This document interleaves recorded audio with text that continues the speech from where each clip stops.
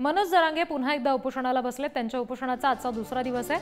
अंतरवाली सराटीमधील जरांगे यांचं हे 5वं आमरण उपोषण आहे। जोपर्यंत मागणी पूर्ण होत नाही तोपर्यंत उपोषण मागे घेणार नाही या भूमिकेवर जरांगे अजूनही ठाम आहेत। लाडकी बहीण योजनेमुळे सर्व्हर डाऊन आहे। महसूल विभागाच्या कर्मचाऱ्यांच्या संपाचा फटका विद्यार्थ्यांना बसतोय। मुलींच्या मोफत शिक्षणाच्या निर्णयाचं काय झालं हे सगळे सवाल जरांगेंनी उपस्थित केले। सर्टिफिकेट काढले कास्ट व्हॅलिडिटीला मी अप्लाय केलाय। ते म्हणतात की टोकन जे भेटतं ना त्यांनी तुरंत पण भेटत नाही कारण ते संपावर गेले आणि तहसील मधले सर्व डाऊन। 6 महिन्यात तुझं ऍडमिशन झालं ईसीबीसीतून तर 6 महिन्याच्या आत तू द्यायचं नाही आणि त्यावेळेस ते होतं सुद्धा म्हणून 1 महिन्याच्या वेळात 3 राऊंड होत नाही। त्यासाठी आपण त्यांना सांगितलं आता 6 महिने बघूयात करतात का। मी सारखं पाठबुक हिला काय तहसीलदार साहेब होते ना इथं फोन लावा बरं त्यांना लावा फोन ते लगे कसं तुमच्या संपामुळे हे लपडे व्हायला लागलेत नाही वापस बोलवा त्यांना। जर काही आपल्या नाही आलं तर आमचं ओपन मध्ये लगेच सांग सगळ्याच विद्यार्थ्यांचा प्रश्न मिटेल राज्यातल्या सगळ्या विद्यार्थ्यांचा प्रश्न असं नाही आपल्या मराठी समाजात आहे। बाकी आणखी तपशील घेणार आहोत प्रतिनिधी सचिन जिरे यांच्याकडून।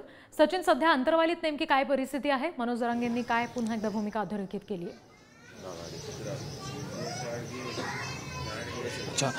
रिद्धी, आपण पाहिलं की काल मनोज जरांगे पाटील यांनी मुलींच्या मोफत शिक्षणाची या ठिकाणी विषय मांडला होता आणि काही तरुणी देखील त्यांच्याकडे आल्या होत्या। त्यांनी त्यांच्या व्यथा मांडल्या होत्या। महसूल विभागाच्या सध्या संप आहे, त्याचबरोबर लाडकी योजनेमुळे अनेक ठिकाणी सर्व्हर डाऊन असल्याचा देखील त्या विद्यार्थिनींनी व्यथा मनोज जरांगे पाटील यांच्याकडे मांडली होती।